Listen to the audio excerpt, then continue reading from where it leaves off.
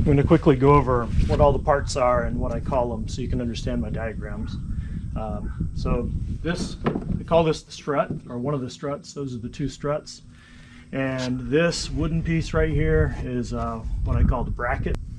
And right in here I've got the, sometimes I might call it retainer pin or just a retaining nail. That's to hold the strut in place. This, could call that the strap post, or maybe I'll just call it the strap screw that holds the straps in place. The straps hook over it like that. Cup holder, rod holder.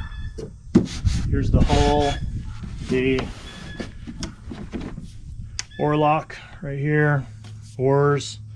I accidentally drilled a couple of oar lock holes. I like this back one a little bit better. So, I think everything else is pretty self-explanatory. Now I'll show you how to disassemble it, and then I'll assemble it and put everything in. Take the oars out.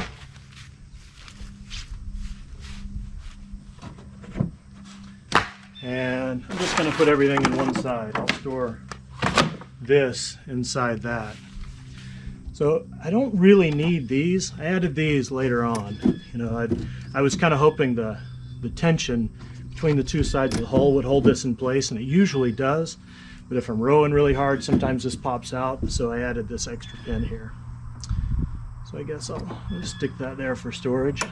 Pull that out, and I've got a little hole where I'll put that just so I don't lose it. Another one of those, and this. Oh, no wonder it's not coming out. Not used to that yet. This just comes out. Put that there.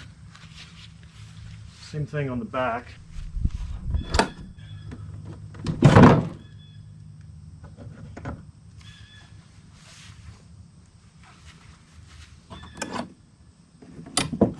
That's good.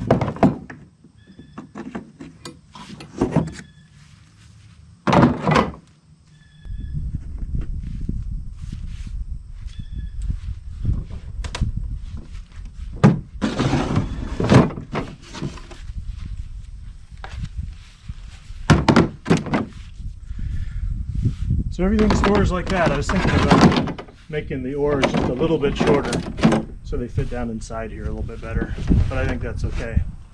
So here it is in reverse. There's no sense in watching this at normal speed. So here we go, 4 times normal speed. Put the back strut in, put the retaining pins in, then put the front strut in. I use the cup holder to tell me which way I need to orient the thing. The black tape is there so I can get it in the right spot. Now if I want to hike with it, the system that I have right now is to use these. These are just heavy-duty deck screws that go way in here. I've got a grommet in here. Hook it over like this. Seems like I always decide I want to flip that around. We'll see. Works that out that way. So those just stay there, and then I've just got a clip back here that goes on this eye hook. And when I'm putting this on, it's nice to have these straps lengthen. I can always tighten them up later. And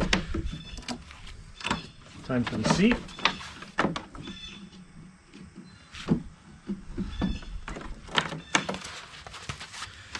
Seat works the same way.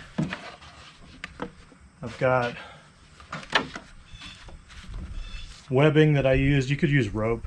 Instead of these grommets, you could probably have a rope with knots tied in it and then a notch that the rope goes into.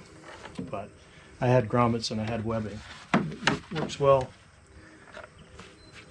So I just hooked this onto, put the grommets onto that post. That is actually a deck screw. Oh, notice how the webbing goes out the top of the seat on the back and the bottom of the seat on the front. That tilts the seat up a little bit, keeps you in the seat. All right. So there. And you know, if you want to be a little bit higher,